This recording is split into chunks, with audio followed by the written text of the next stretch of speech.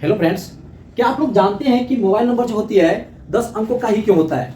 8 अंकों का होना चाहिए था, 7 अंकों का होना चाहिए था, या 11 अंकों का होता है, लेकिन 10 अंकों का ही क्यों बनाया जाता है। पहले आप लोग देख लीजिए कि यदि हम मान लेते कि एक अंक बनाता तब कितना मोबाइल नंबर बनता। 0 से लेकर आपका 9 तक, संख्या तो 9 तक ही होता है ना, 0 से लेकर 9 तक, तो मैक्सिमम जो है आपका 10 मोबाइल नंबर ही बन पाता।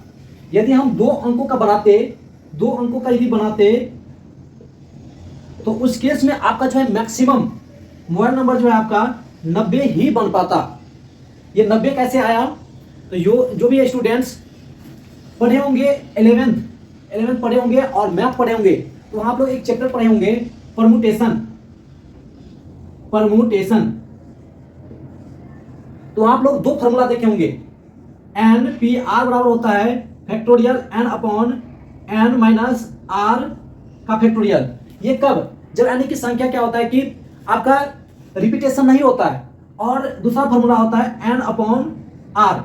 तो ये कब होता है?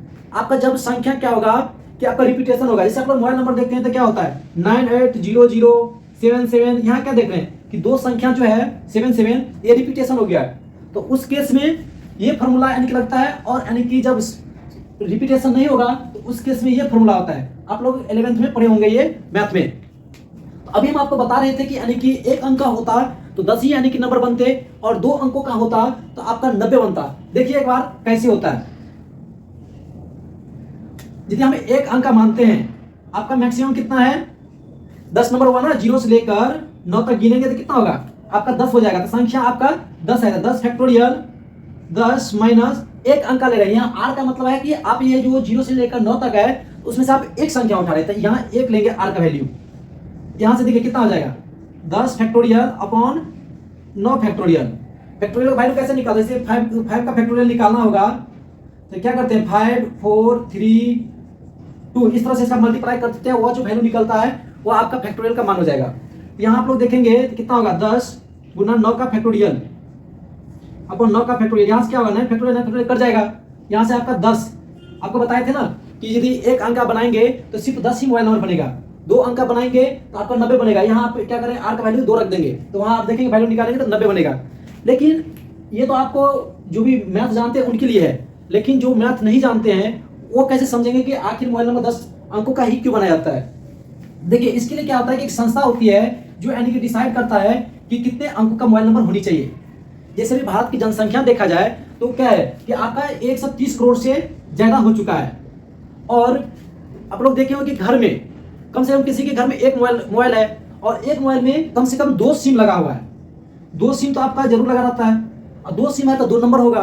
तो वैसे देखा जाए तो कितना होगा, यानी कि काफी यानी कि मोबाइल नंबर हो जाएंगे अपना इंडिया में देखा जाए तो। वैसे वर्ल्ड लेवल पे देखा जाए तो काफी कितना मिलियन में हो जाएगा, करोड़ों अरबों में हो जाएगा। तो इसके लिए क्या होता है कि एक एनएनपी सिस्टम है भारत में।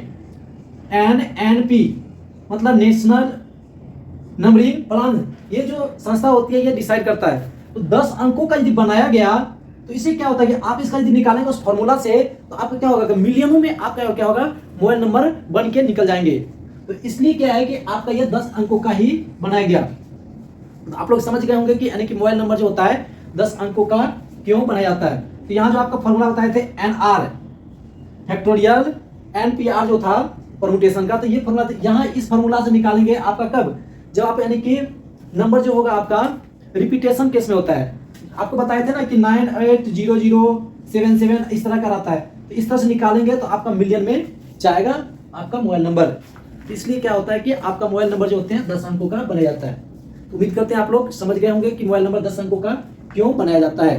तो आप लोग को समझ में आया होगा, तो आप लोग क्या करेंगे चैनल को सब्सक्राइब कर लेंगे और अपने दोस्तों के साथ शेयर भी करेंगे। Thank you.